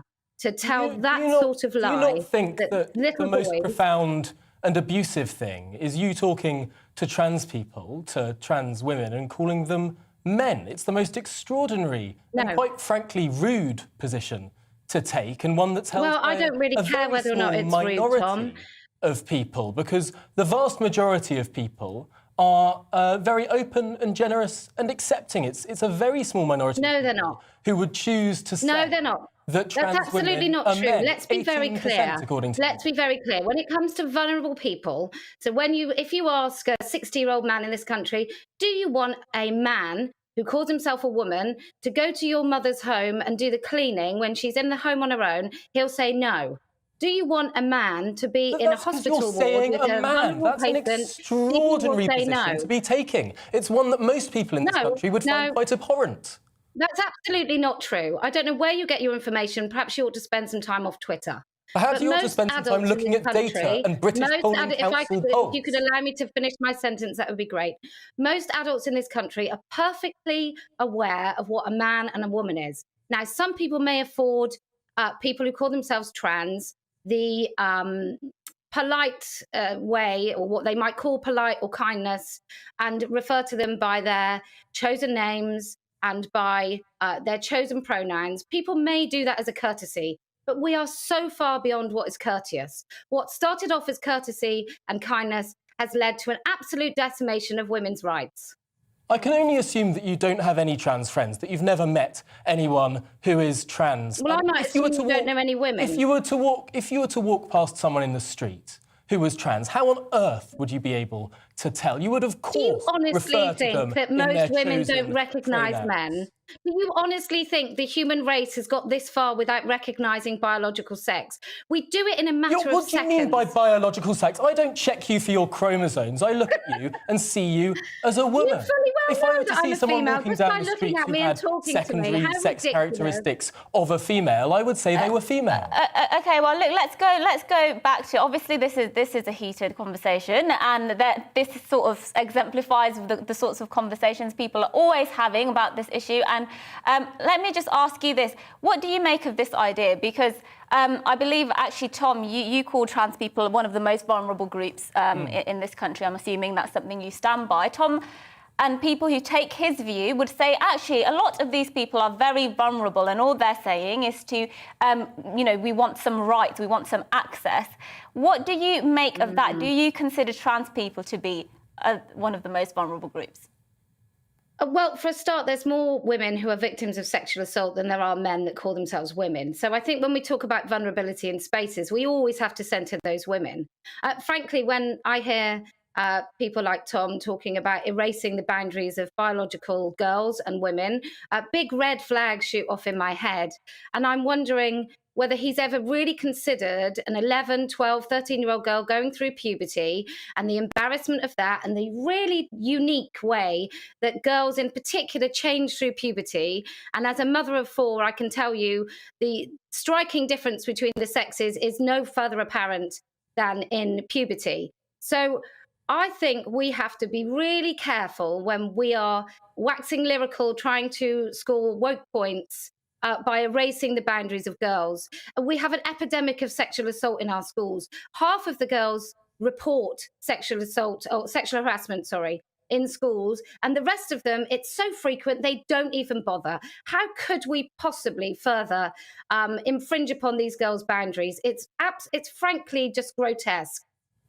Well, I have to say, I'm afraid we've run out of time on that interview, I'm being told. But Kelly J. Keane, thank you for your forthright views there. I have to say, some of which were fairly provocative. I do find it extraordinary that we're saying that an average girl going through puberty has a more traumatic experience than someone going through the anguish of realising that they're transgender. I think that's I don't think it's the trauma, but it's certainly, I think her point was the fact that it's a profound biological transformation, so to speak, the puberty, and it's not something to be taken lightly. As men in that way, I think that was needlessly provocative and quite frankly rude. I'm afraid we're running to a break. We'll be discussing a draft report released by the Welsh Labour Party putting forward their plans to tackle structural racism and promote equality. But before that, let's have a look at the morning's news.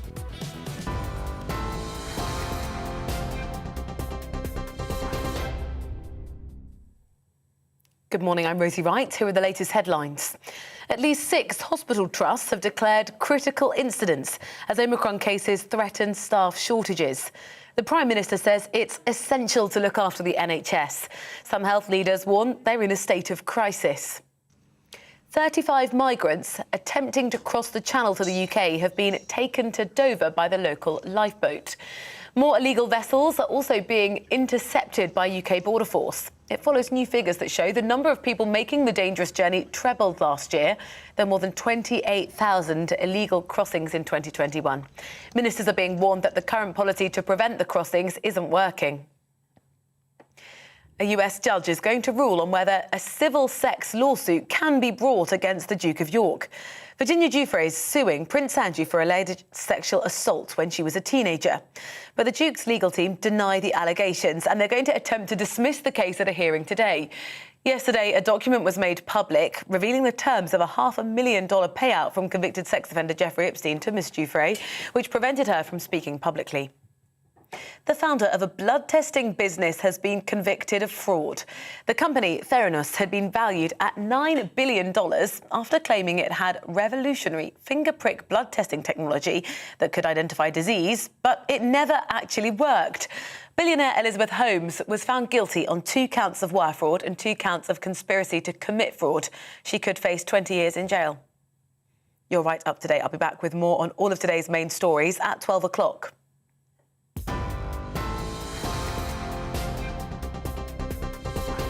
Hello there, I'm Eamon. And I'm Isabel. And you're watching the GB News digital stream across the United Kingdom. And around the world.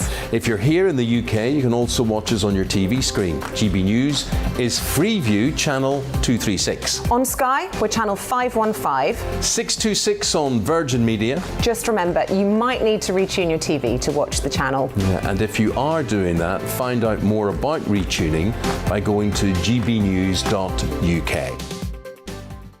Join my show Farage, 7 p.m. till 8 p.m. Monday through Thursday. And there you will get opinion, analysis, debate, and I'll cover stories that nobody else dares to touch. And then for the last 15 minutes, talking pints. We're over a drink. We have a civilized conversation with someone. We very often disagree, but we do it in a grown-up way. Come and join me on Farage.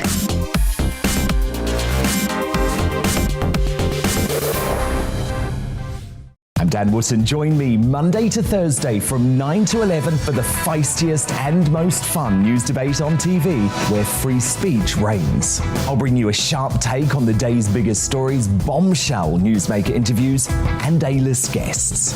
And I guarantee you, no spin, no bias, no censorship, and no reason to go to bed. That's Dan Wootton tonight, Monday to Thursdays from 9 on GB News. Hello there, I'm Eamon Holmes. And I'm Isabel Webster. And we hope you can join us for Breakfast with Eamon. And Isabel. You make me laugh out loud, belly laugh. Is that important first thing in the morning? Yeah, absolutely. And there's me trying to be deadly serious. News is a serious business. Yeah, I have to rein you in sometimes. Well, it doesn't stop us laughing at it. It doesn't stop us having an opinion on what's going on. Yeah. And it certainly will not stop us reflecting what you think. Weekdays from 6 to 9:30 on GB News.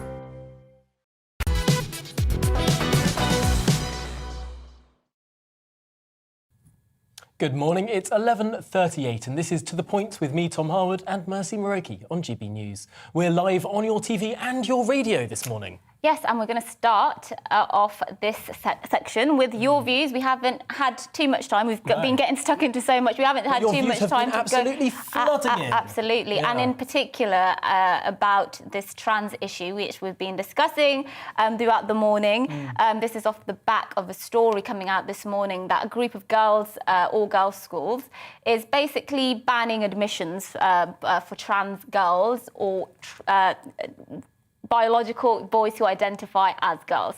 So sometimes people get confused whether trans If girls. they were, assigned male at birth. Yeah, and have transitioning to be transitioned into female. girls, trans girls. So they're not letting these people they're not admitting these students anymore. They've just released a policy.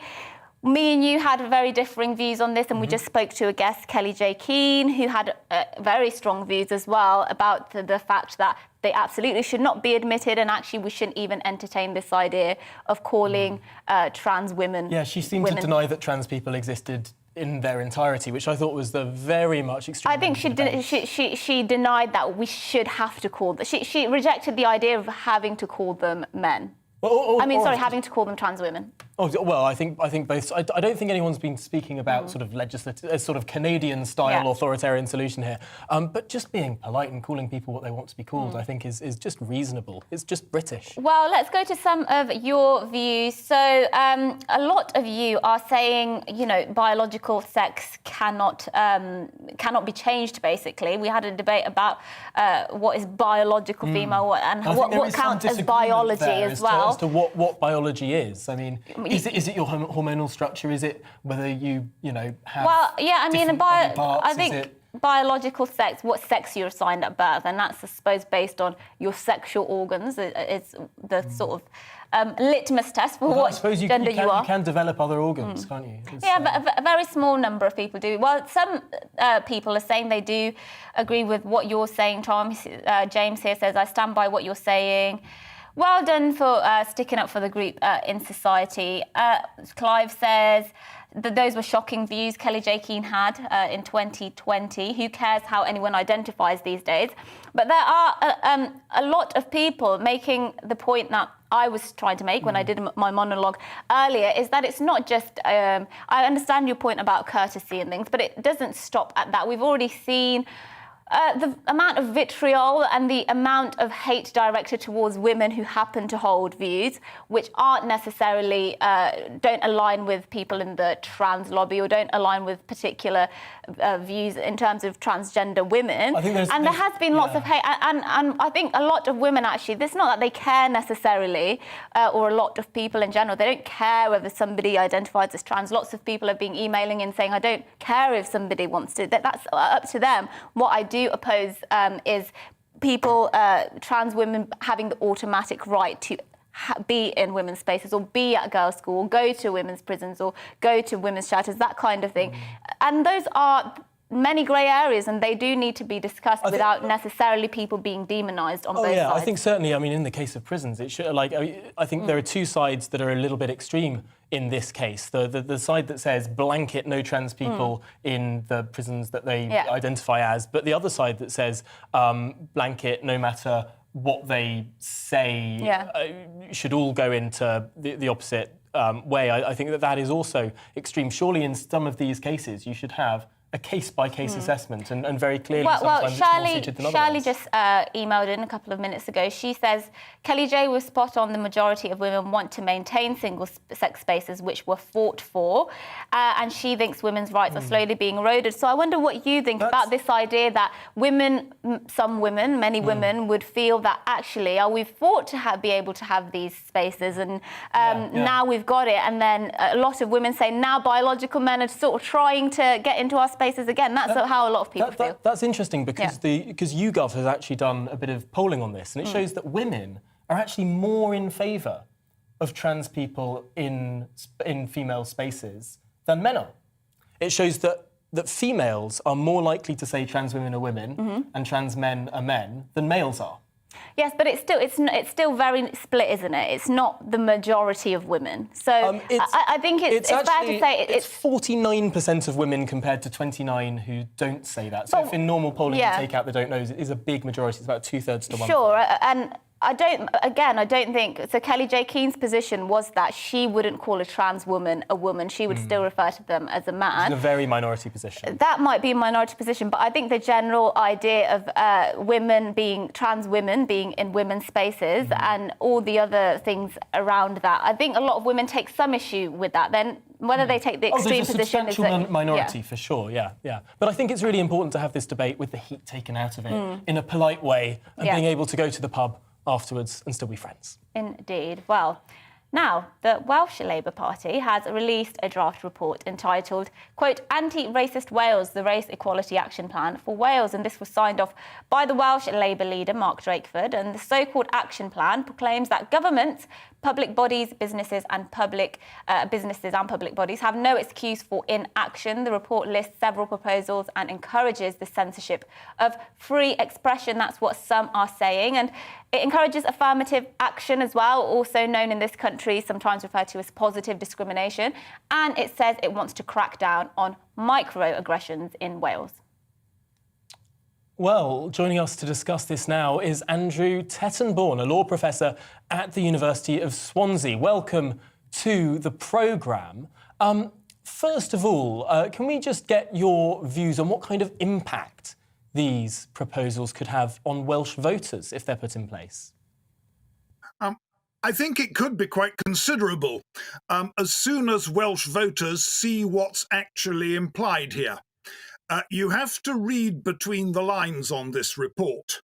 But one thing it will do is make life very difficult for any manager in the public sector.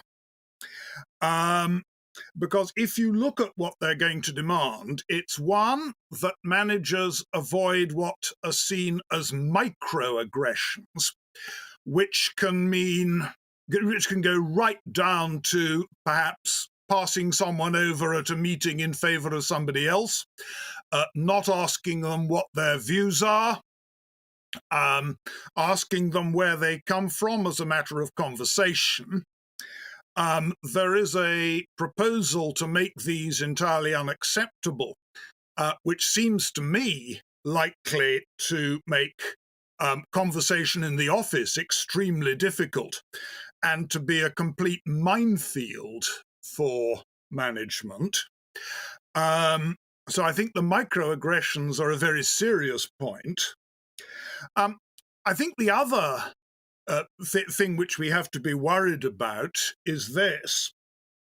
If you look at the report, as you pointed out a couple of minutes ago, it starts out very much from the point of view that we're riddled with institutional racism, white privilege, we need equity, which is equality of outcome rather than equality of opportunity. It then goes on to say that we need mandatory training for management at all levels to make sure the message goes through. Now, that seems to me to mean that any manager who has the temerity to disagree with those ideas, and they certainly aren't absolutely accepted truth, there's a lot of controversy about them, any manager who disagrees with them is likely to find themselves either out of a job or most certainly hitting a very glass ceiling. And those are the that's two really things that worry me there. Yeah, that's really interesting, and it's that mandating and that underlying assumption that Wales must be institutionally racist. And I just do want to ask, from your perspective, obviously you practice in Wales, do you consider there to be a considerable problem in Wales in terms of racism? And what is this document, these proposals, trying to address? Wales has an incredibly tiny ethnic minority population. Is there some kind of epidemic of racism there? Well, I obviously don't have details for the whole of Wales because I'm limited to South Wales anyway. Very occasionally, if I've been out in Swansea late at night on Wine Street, I've heard something which might count as a racial insult, but it's been very rare indeed. Certainly within the university I teach, I haven't noticed any racism at all. It seems to me that nobody, frankly, could give a damn what the colour of somebody's skin is or what their culture is. So I'm sceptical about whether Wales is a hotbed of institutional racism. But I'm open to correction, but at the moment I'm very sceptical.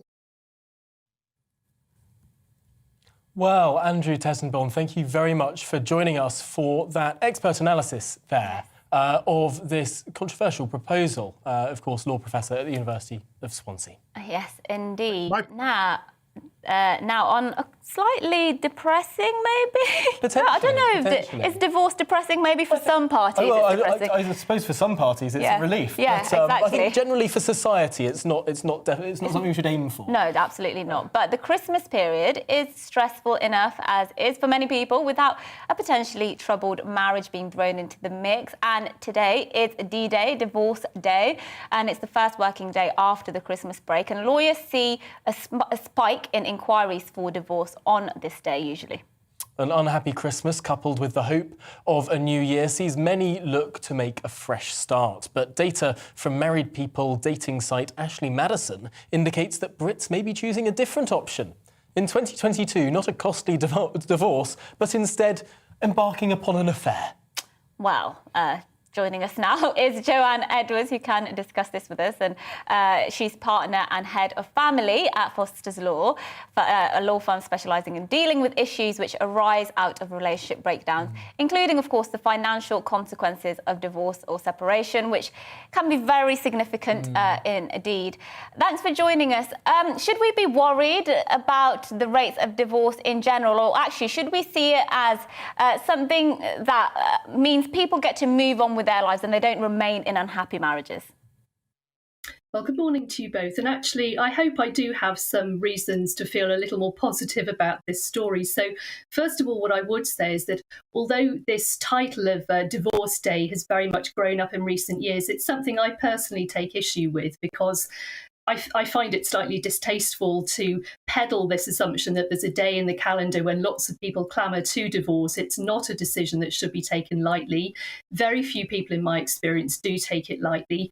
And my own experience in any event is that, yes, this time of year generally is a very busy one, but the whole of January, February, that tends to be the case. So I always encourage people to reflect long and hard. The second reason for positivity, briefly, is actually the statistics suggest that the divorce rate is actually going down. So although what we're seeing as practitioners is more and more people choosing to cohabit rather than marry, those who do marry are staying married and are staying married for ever longer. So hopefully some signs for encouragement as well. I wonder what this proposal from Ashley Madison here is really saying. Was it the case that we're seeing more divorces now because people are more likely to divorce after an affair has been discovered? Was it the case that in the past, potentially, people would more commonly have affairs and just sort of live in this loveless or potentially fraught marriage because of social pressure?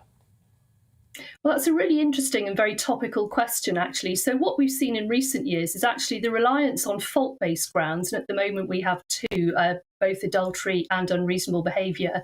The reliance on those grounds has been going down, and increasingly people relying on this separation period. So as the law presently stands, you have to be separated for at least 2 years before you can divorce if you don't want to rely on fault. And my own experience, again, is there's a whole myriad of reasons why people do choose to divorce. And sometimes where there is an affair, that can be a symptom of difficulties in the marriage rather than perhaps the cause of the breakdown itself. And there is, again, reason for optimism, and it's really important that viewers understand the law is actually changing this year so that with effect from the 6th of April, all of that is being scrapped. Any reliance on fault is finally being lost after 50 years in this country, and by that I mean in England and Wales. And we'll be moving to a wholly non-fault-based system, which is a really positive development for couples looking at divorce. And of course, at the centre of a lot of divorces are children, and it's no divorce can be easy at all, especially for the children when their parents are splitting up. I mean, is it ever worth sort of rescuing a marriage for the sake of children? Because that's what a lot of people do, don't they? They remain in marriages that they might, choose to leave because of the sake of their children. Is that ever a good idea, do you think?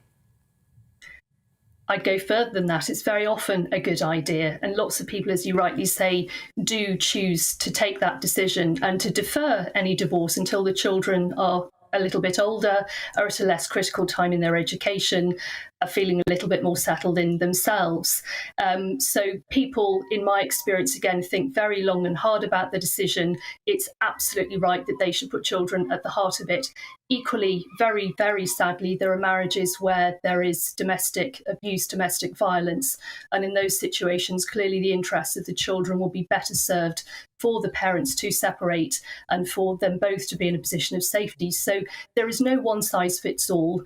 For anybody thinking about divorce, I would encourage them to visit the Resolution website. That's the National Family Lawyers Organisation, to think about alternatives to courts such as mediation, and particularly if it's possible to wait until you start the process until April, so you can have hopefully what I would describe as being a kinder, more dignified process by taking the no-fault option.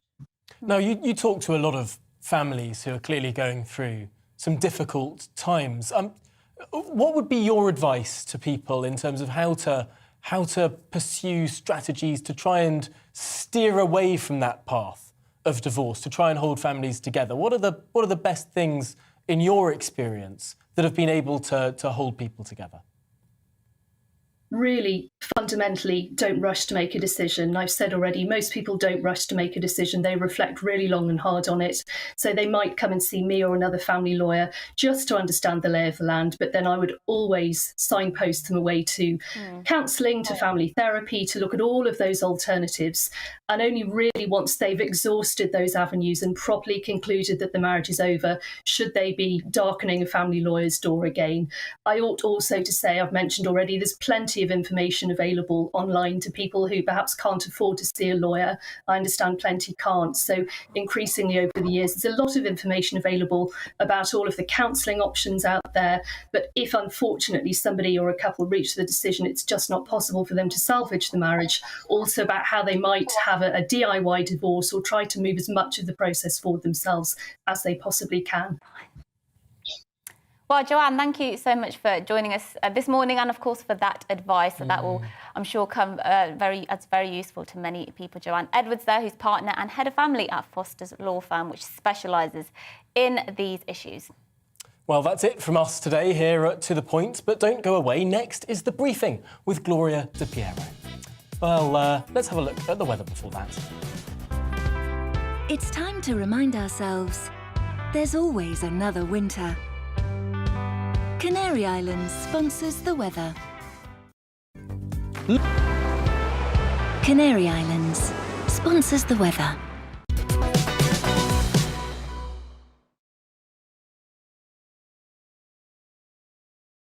Hello there, I'm Eamon. And I'm Isabel. And you're watching the GB News digital stream across the United Kingdom. And around the world. If you're here in the UK, you can also watch us on your TV screen. GB News is Freeview Channel 236. On Sky, we're Channel 515. 626 on Virgin Media. Just remember, you might need to retune your TV to watch the channel. Yeah, and if you are doing that, find out more about retuning by going to gbnews.uk.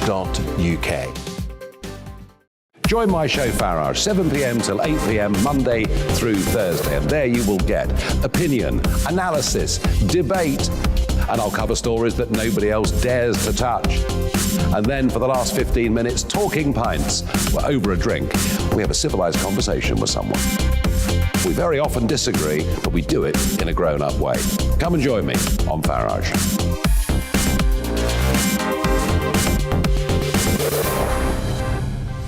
I'm Dan Wootton. Join me Monday to Thursday from 9 to 11 for the feistiest and most fun news debate on TV, where free speech reigns. I'll bring you a sharp take on the day's biggest stories, bombshell newsmaker interviews, and A-list guests. And I guarantee you, no spin, no bias, no censorship, and no reason to go to bed. That's Dan Wootton tonight, Monday to Thursdays from 9 on GB News. Hello there, I'm Eamon Holmes. And I'm Isabel Webster. And we hope you can join us for Breakfast with Eamon and Isabel. You make me laugh out loud, belly laugh. Is that important first thing in the morning? Yeah, absolutely. And there's me trying to be deadly serious. News is a serious business. Yeah, I have to rein you in sometimes. Well, it doesn't stop us laughing at it. It doesn't stop us having an opinion on what's going on. Yeah. And it certainly will not stop us reflecting what you think. Weekdays from 6 to 9:30 on GB News.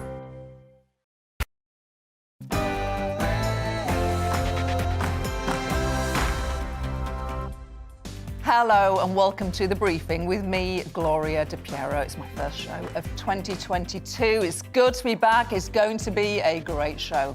As our children head back to school, we're asking